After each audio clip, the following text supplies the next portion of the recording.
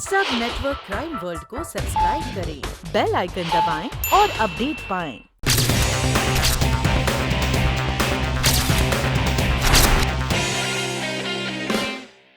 लेकिन तुमने मेरे साथ झूठ क्यों बोला दीपक कि ये कत्ल तुमने किया है?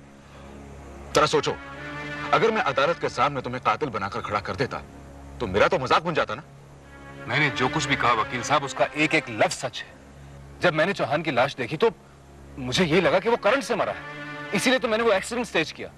मुझे क्या मालूम था कि वो जहर पीकर मरा है। यानी तुमने राजेंद्र चौहान को जहर नहीं दिया? बिल्कुल नहीं। मैं उसे जहर कैसे दे सकता था?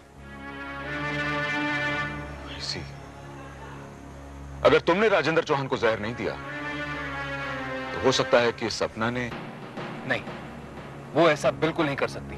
देखो दीपक, पोस्टमार्टम की रिपोर्ट के मुताबिक राजेंद्र चौहान की मौत किसी घातक जहर की वजह से हुई है और वो जहर एक कीटनाशक जहर था। और क्राइम साइकोलॉजी के मुताबिक ऐसा जहर आमतौर पर घरेलू औरतें ही इस्तेमाल करती हैं, जिसका मतलब यह है कि हो सकता है कि सपना ने ही। इम्पॉसिबल। सपना ऐसा हरगिज नहीं कर सकती। अगर उसे उस दरिंदे को मारना ही होता तो उसके इतने जुल्म क्यों सहती? पहले ही जहर देकर ना मार देती उसे। अगर तुमने राजेंद्र चौहान को जहर नहीं दिया तो फिर ये जहर किसने दिया? न्यायाधीश महोदय, संदेह का तो प्रश्न ही नहीं उठता। परिस्थितियां चीख चीख कर कह रही हैं कि श्री राजेंद्र चौहान की हत्या की गई और फिर उस हत्या को एक दुर्घटना का रूप दिया गया। उस हत्या का उद्देश्य मात्र एक व्यक्ति के पास था और वो थी सपना चौहान। इस हत्यारन, इस धनलोलुप को इसके इस कुकृत्य के लिए कठोर से कठोर दंड दिया जाए, यही मेरी आपसे प्रार्थना है, यही मेरा आपसे अनुरोध है। मिलॉर्ड, मिस्टर चक्रधारी ने सिर्फ मेरे क्लाइंट को खुदगर्ज, दौलत का, हवस का शिकार, एक मतलब परस्त औरत बनाकर पेश करने की कोशिश की है। लेकिन इन्होंने एक बात पर रोशनी बिल्कुल नहीं डाली है कि मरने वाला क्या था, उसकी नेचर क्या थी, उसकी मानसिक स्थिति क्या थी। उसका इस केस से क्या संबंध है मिलॉर्ड? संबंध है मिलॉर्ड, क्योंकि मिस्टर चक्रधारी ने खुद यह साबित करने की कोशिश की है कि मिस्टर चौहान उस एक्सीडेंट की जिम्मेदार अपनी पत्नी को समझते थे। मैं सिर्फ यह जानना चाहता हूं मिलॉर्ड कि जब वो जानते थे कि उनकी पत्नी ने उनका मर्डर करने की कोशिश की, वो उसके साथ क्यों रहते थे? क्यों उसने अपनी पत्नी को दूसरी बार मर्डर करने का चांस दिया? सिर्फ इसलिए मिलॉर्ड क्योंकि वो अच्छी तरह जानते थे कि उस एक्सीडेंट की जिम्मेदार बेशक मिसेस चौहान थी, लेकिन वो सचमुच एक एक्सीडेंट था, कत्ल करने की कोशिश हरगिज नहीं थी। न्यायाधीश महोदय, यह भी तो हो सकता है कि श्री चौहान ने अपनी पत्नी को क्षमा कर दिया हो। मिलॉर्ड, अगर यह बात सच होती तो फिर मिस्टर चौहान का बर्ताव अपनी पत्नी के प्रति इतना जालिमाना क्यों था? क्यों वो अपनी पत्नी पर जुल्म करते थे, अत्याचार करते थे? जवाब साफ है मिलॉर्ड। अपाहिज होने के बाद फ्रस्ट्रेशन ने उनके दिमाग पर एक गहरा असर कर दिया था और गुस्से में वो इंसान अपने आपे में नहीं रहता था। मिलॉर्ड, आपको जो भी कहना है साफ साफ कहिए। मिलॉर्ड, मेरी क्लाइंट ने पुलिस को बताया था कि उस दिन जब वो घर से बाहर निकली तो उसका अपने पति राजेंद्र चौहान के साथ एक जबरदस्त झगड़ा हुआ था और उस झगड़े में उसने राजेंद्र चौहान को खूब खरी खोटी सुनाई, भरी बुरी कही और घर छोड़कर जाने का फैसला भी किया। और जब वो घर छोड़कर चली गई, उस वक्त मिलॉर्ड, राजेंद्र चौहान को अपनी गलती का एहसास हुआ, उसे अपने किए पर पश्चाताप हुआ। उस दिन उसको लगा कि वाकई वो जिंदा लाश बनकर अपने पत्नी को दुख देने के सिवा और कुछ नहीं कर रहा है। उस मेंटल डिप्रेशन में उसे एक ही उपाय सूझा मिलॉर्ड, आत्महत्या करने का। मिलॉर्ड, वो जहर राजेंद्र चौहान को किसी और ने नहीं दिया था, बल्कि खुद उसने वो जहर अपने हाथों से पिया था अपनी जान देने के लिए। माय लॉर्ड, मेरे काबिल दोस्त ये भूल रहे हैं कि जहर खुद मिसेस चौहान ही खरीद कर लाई थी और उसके कई गवाह हैं। मिलॉर्ड, जाहिर सी बात है कि अपाहिज मिस्टर चौहान खुद तो बाजार जा नहीं सकते थे शॉपिंग करने के लिए, इसलिए घर की सारी चीजें मिसेस चौहान खरीद कर लाया करती थी और वो जहर भी मिसेस चौहान घर के कीड़े मकोड़ों को मारने के लिए लाई थी। न्यायाधीश महोदय, परंतु वो जहर श्रीमान चौहान तक पहुंचा कैसे? इस बात का जवाब तो घर की नौकरानी कांताबाई ही दे सकती है मिलॉर्ड।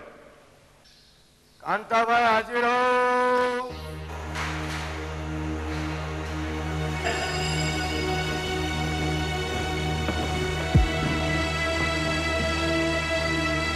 मैं जो भी कहूंगी सच कहूंगी, सच के सिवा कुछ नहीं कहूंगी।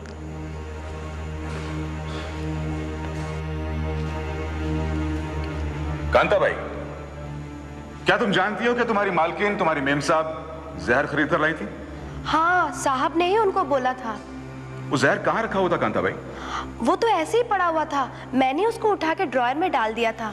तुम्हारे साहब ये बात जानते थे कि वो जहर कहाँ रखा हुआ है? पता नहीं, अगर ड्रॉयर खोला होगा तो देखा होगा। इसका मतलब ये हुआ कि तुम्हारे साहब ड्रॉर खोल सकते थे? हाँ साहब, वो अपना सारा सामान वगैरह ड्रॉयर में ही रखते थे। ठीक है कांता भाई, तुम जा सकते हो। जी नमस्ते।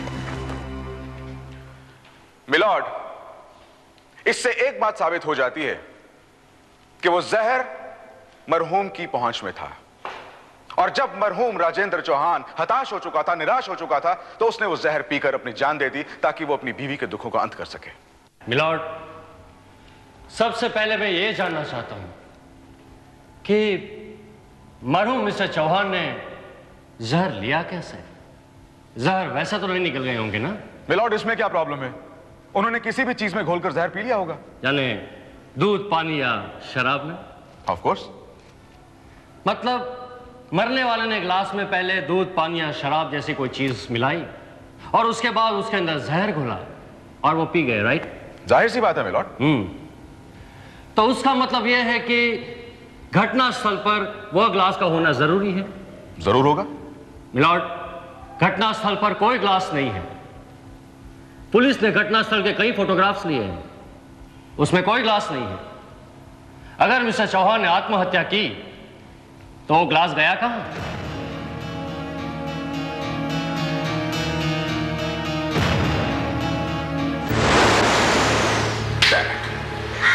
इन तस्वीरों में तो कोई ग्लास नहीं है। ग्लास यहां था। अगर यहां था तो फिर क्या कहा? मैंने उसे हटा दिया था। What? मैंने कहा ना कि जब मैं लाश को नीचे गिरा रहा था तो वो ग्लास भी नीचे लुढ़क गया। मैंने उसे बेध्यानी में उठाकर सिंक में रख दिया। ओह नो, ये सब कुछ तुम्हारी वजह से हुआ है दीपक। तुमने सारा बनाया बनाया केस बिगाड़ कर रख दिया है। लेकिन अगर मैं अदालत में यह बयान दूं कि ये सब मैंने किया है तो कोई फायदा नहीं होने वाला, क्योंकि वो खुला हुआ टीवी सेट, वो बिखरे हुए औजार और वहां पड़ा सारा सामान, मैं वो सब भी कबूल कर लूंगा। तब तो तुम्हें यह भी कबूल करना पड़ेगा कि यह सब तुमने सपना चौहान के प्यार में किया है। दीपक, अगर एक बार तुम्हारा और सपना का कोई रिश्ता जुड़ गया तो उसके फायदे में तुम्हारी कोई भी गवाही काम नहीं आएगी। अदालत में तुम्हारी गवाही को झूठा करार दे दिया जाएगा। अब तो सिर्फ सपना फंस रही है, बाद में हो सकता है कि तुम दोनों को सजा हो जाए। तो क्या मैं अपनी बेगुनाह सपना को फांसी के तख्ते पर चढ़ जाने दूं? नहीं वकील साहब, नहीं। मैं उसके लिए कोई भी कीमत देने के लिए तैयार हूं, लेकिन आपको उससे बचाना ही होगा। लाख, 2 लाख, 10 लाख, मैं अपने आप को बेच डालूंगा, लेकिन मेरी बेगुनाह सपना को कुछ नहीं होना चाहिए। दीपक, मैं भी आज तक कोई केस नहीं हारा हूं, और अगर इस केस में सपना को सजा हो गई तो यह मेरे करियर पर सबसे भद्दा दाग होगा। दीपक, मुझे लगता है कि हम दोनों को एक बार मौका वारदात पर जाना चाहिए। हो सकता है कि वहां जाकर हमें कोई ऐसा पॉइंट, कोई ऐसा क्लू मिल जाए जिससे एक बेगुनाह को सजा से बचाया जा सके।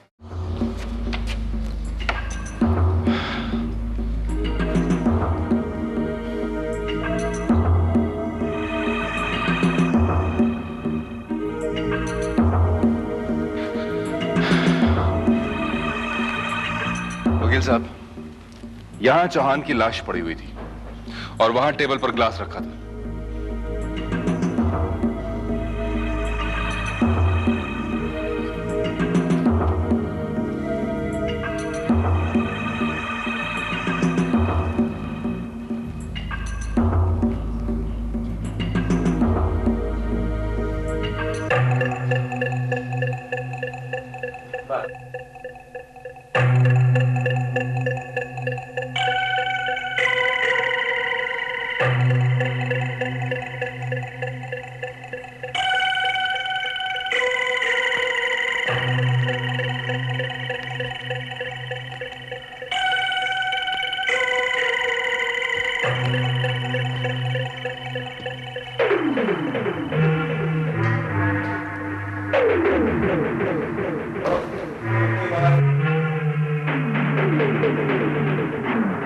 क्या सोच रहे हैं वकील साहब?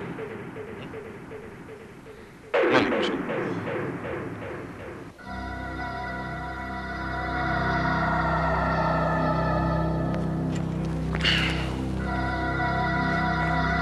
वकील साहब, एक बात मैं दावे के साथ कह सकता हूं चौहान ने आत्महत्या ही की है। इसलिए नहीं कि वो अपनी बीवी को दुखों से दूर करना चाहता था, बल्कि इसलिए कि बीमे की 40 लाख की रकम उसे ना मिल सके, जो कि उसकी साधारण मौत पर उसे मिल सकती थी। कुछ कहा आपने?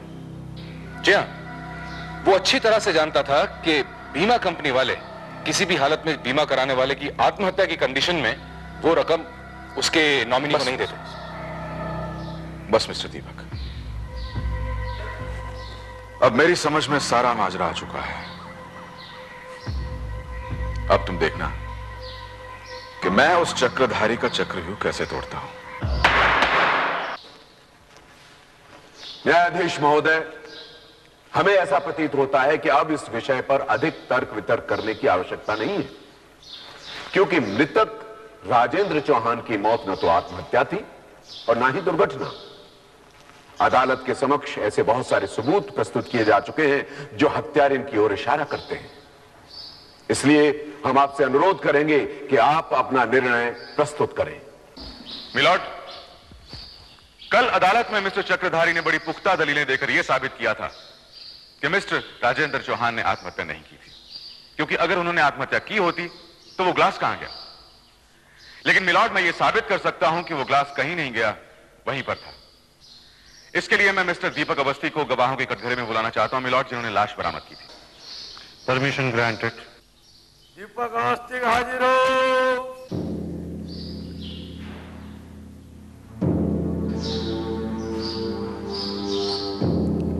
मैं जो कुछ कहूंगा सच कहूंगा, सच के सिवा कुछ नहीं कहूंगा।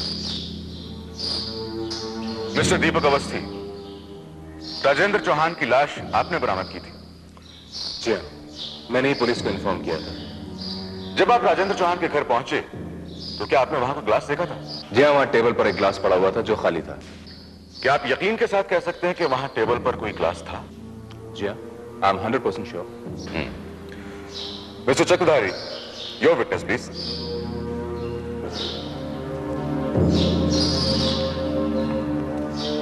दीपक महोदय, अभी अभी आपने कहा कि गिलास वहां था। पुलिस का यह कथन है कि जब वो घटनास्थल पर पहुंचे तो वहां पर गिलास नहीं था। तो ये गिलास अंतर ध्यान कैसे हो गया? ये चमत्कार हुआ कैसे? जी नहीं, वो ग्लास गायब नहीं हुआ था, मैंने उसे उठा के सिंक में रख दिया था। आपने? जी हाँ, दरअसल मेरा पांव लगने से वो ग्लास गिर गया, इसलिए मैंने उसे उठाकर सिंक में रख दिया। मुझे क्या मालूम था कि उस ग्लास का चौहान साहब के केस से, उनकी हत्या या सुसाइड से इतना गहरा ताल्लुक हो सकता है। दीपक, ये बात आपने पहले क्यों नहीं बताई? जी, ये बात किसी ने पूछी नहीं और मुझे नहीं लगा ये बात इतनी अहम है। ठीक है, अब जा सकते हैं।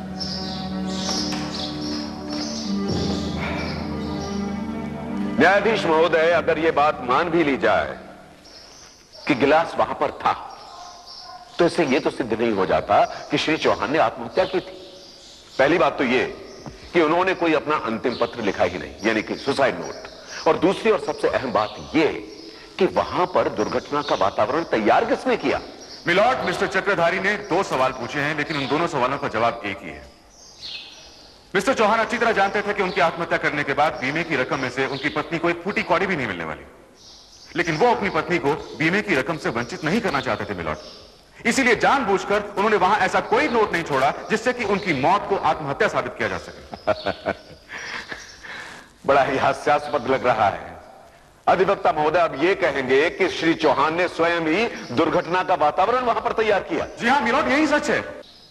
मिस्टर बैनर्जी, आप जानते हैं आप क्या कह रहे हैं? जी हां मिलॉर्ड, मैं अच्छी तरह जानता हूं कि मैं क्या कह रहा हूं। और मिलॉर्ड, मैं ये साबित भी कर सकता हूं कि वो सब कुछ मिस्टर चौहान ने खुद किया था। असंभव है, ये असंभव है न्यायाधीश महोदय, क्योंकि श्री चौहान न तो पेचकस उठा सकते थे और न ही टीवी का बक्सा खोल सकते थे। मिलॉर्ड, मैं ये साबित कर सकता हूं कि मिस्टर चौहान पेचकस भी उठा सकते थे और टीवी भी खोल सकते थे।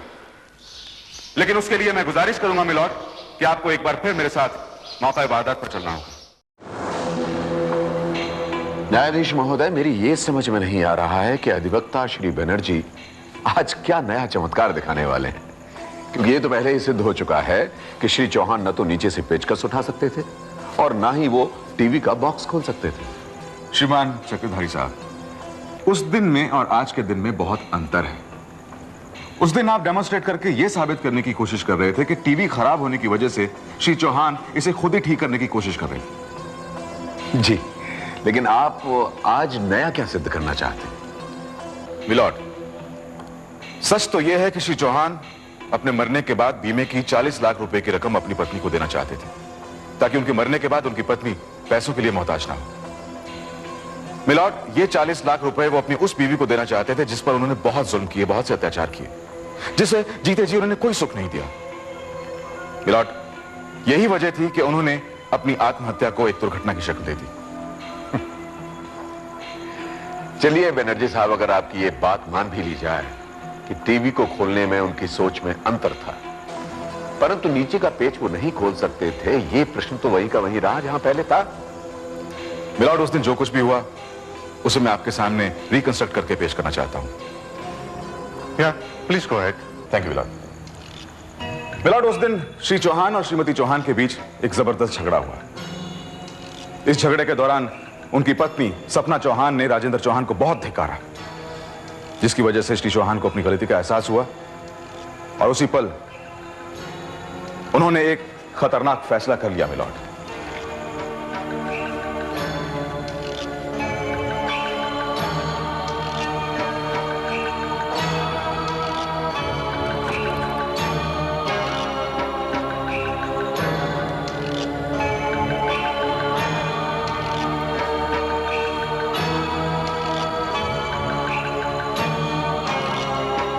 इस तरह से मिलॉर्ड, श्री चौहान ने उस अलमारी में से जहर निकाला, जहर मेज पर रखे गिलास में डाला, उसके बाद उन्होंने ये शीशी वापस अलमारी में जाकर रख दी थी। श्री चौहान ने इस गिलास में से जहर पिया और गिलास वापस यहां मेज पर रख दिया, जिसे बाद में टीवी इंजीनियर मिस्टर दीपक अवस्थी ने यहां से हटाया था। मिलॉर्ड, यह सब हो जाने के बाद श्री राजेंद्र चौहान के दिमाग में एक आइडिया आया। उन्हें यह लगा कि उनके बीमे की 40 लाख रुपए की रकम उनकी पत्नी को एक ही सूरत में मिल सकती है, अगर वो इस आत्महत्या को दुर्घटना की शक्ल दे दें। यह सोचने के बाद उन्होंने सबसे पहले एक स्क्रू ड्राइवर हासिल किया। मिलॉर्ड, परंतु न्यायाधीश महोदय, यह प्रश्न तो वही का वही रहा कि वो पेचकस श्री चौहान ने प्राप्त किस प्रकार किया, क्योंकि उनका हाथ तो वहां तक पहुंचता नहीं था और नीचे गिरा हुआ पेचकस वो उठा नहीं सकते थे। मिलॉर्ड, श्री चौहान के लिए पेचकस हासिल करना उतना मुश्किल नहीं था जितना कि मिस्टर चक्रधारी समझ रहे हैं। मैं आपको दिखाता हूं।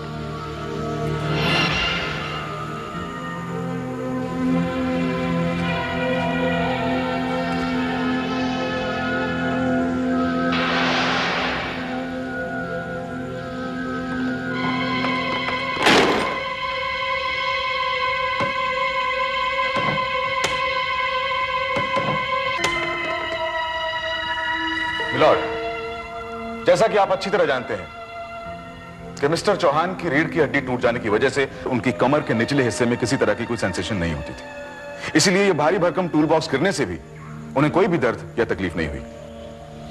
उसके बाद उन्होंने बड़े आराम से इस टूल बॉक्स में से स्क्रू ड्राइवर निकाला और बाकी के बॉक्स को के नीचे फेंक दिया।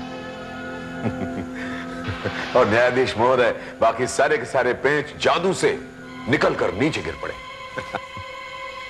जी नहीं मिस्टर चक्रधारी, वो सब कैसे हुआ मैं आपको भी दिखाता हूं। अवश्य। मिस्टर चक्रधारी, ये तो आप भी साबित कर चुके हैं कि इस टीवी सेट के ऊपर के स्क्रूज खोलना चौहान के लिए कोई मुश्किल बात नहीं थी। जी हां, लेकिन नीचे के पेंच? अब मैं आपको दिखाता हूं कि उन्होंने नीचे के स्क्रूज कैसे खोले होंगे। झुकिएगा नहीं महोदय, क्योंकि श्री चौहान झुक नहीं सकते थे, क्योंकि उनको रीढ़ की हड्डी की तकलीफ थी। यह मैं पहले सिद्ध कर चुका हूं, इसलिए वो नीचे पड़ा हुआ पेचकस उठा नहीं सकते थे। मिलॉर्ड, अब मैं यह सिद्ध करूंगा कि मिस्टर चौहान ने इस टीवी सेट के नीचे के स्क्रूज कैसे खोले। मिस्टर चक्रधारी, गौर से देखिएगा।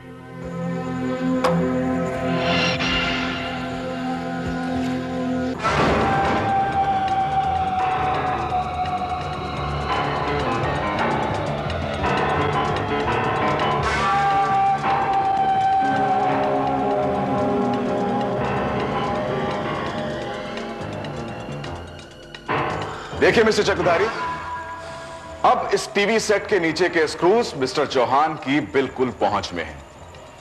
देखा आपने? न्यायाधीश महोदय, यह अति नाटकीयता है। कोई भी व्यक्ति 2 पेज खोलने के लिए इतनी बड़ी आपत्ति मोल नहीं लेगा। यही तो अंतर है चक्रधारी साहब। आप उस दिन सिर्फ 2 पेज खोलने की बात कर रहे थे, लेकिन मिस्टर चौहान सिर्फ 2 पेज खोलकर 40 लाख रुपए का दाव खेल रहे थे। न्यायाधीश महोदय, कोई भी अपंग व्यक्ति ऐसा कैसे कर सकता है? कर सकता है मिलॉर्ड, जरूर कर सकता है। जब इंसान मौत की कगार पर खड़ा हो और जब उसका मकसद सिर्फ मरने के बाद अपनी बीवी को बीमे के 40 लाख रुपए दिलाना हो, तो वो कुछ भी कर सकता है। That's all milord. केस के तमाम पहलुओं पर गौर करने के बाद अदालत इस नतीजे पर पहुंची है कि मरहूम राजेंद्र चौहान ने आत्महत्या की थी, इसलिए उनकी पत्नी सपना देवी को अदालत बेगुनाह करार देती है। समझ में नहीं आता आपका शुक्रिया मैं कैसे अदा करूं। इट्स ऑल राइट सपना जी। एक्चुअली आपके जीतने के बाद आपसे ज्यादा खुशी मुझे हो रही है। खैर, और बताइए, अब इसके बाद आपके क्या प्लान्स हैं? मैंने ये शहर छोड़ने का फैसला किया है। इतनी छोटी सी जगह पे इतनी बदनामी के साथ जीना मुश्किल हो जाएगा, इसलिए। वैसे फैसला तो आपका सही है। और एक second Deepak, just a minute. Okay Sapna ji, I wish you all the best. Thank you. Take care.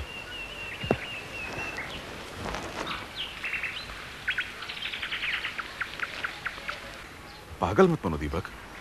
ये मत भूलो कि सपना तुम्हारी गवाही की वजह से ही बची है। अगर किसी को पता चल गया कि तुम्हारे उसके साथ किसी किस्म के भी ताल्लुकात हैं, तो सब गड़बड़ हो जाएगी। इसका मतलब मैं इंतजार करो दीपक, जब तक सारा मामला ठंडा नहीं हो जाता तब तक इंतजार करो। बधाई हो अधिवक्ता महोदय, बधाई हो। आपने अपने कार्य में अत्यंत ही कुशलता और चतुराई का परिचय दिया है। Thank you very much mister Chakradhari. And I am very sorry कि आपकी तैयार की गई इतनी बेहतरीन दलीलों की मैंने टांग तोड़कर रख दी।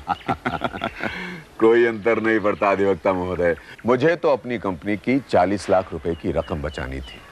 फिर वो श्री चौहान चाहे आत्महत्या से मरे हों या उनकी हत्या की गई हो, मेरे लिए एक समान है। असलियत में तो मैं हार कर भी जीत गया। और वो बेचारी मिसेस सपना चौहान जो जीत कर भी हार गई। गुड मॉर्निंग वकील साहब। अरे आओ आओ दीपक। कहिए, कैसे याद किया? बस ऐसे ही। और सुनाओ, क्या हाल चाल है? बढ़िया। सपना की कोई खबर मिली? नहीं वकील साहब, बस उस रोज कोर्ट के बाहर ही मुलाकात हुई थी। उसके बाद वो कहां गई पता ही नहीं चला, कभी मुलाकात ही नहीं हुई।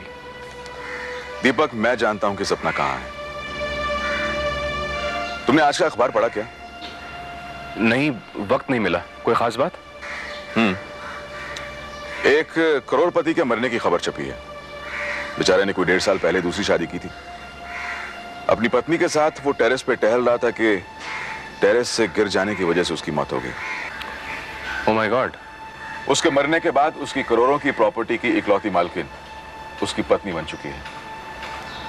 आज के अखबार में उसकी फोटो भी छपी है, ये देखो।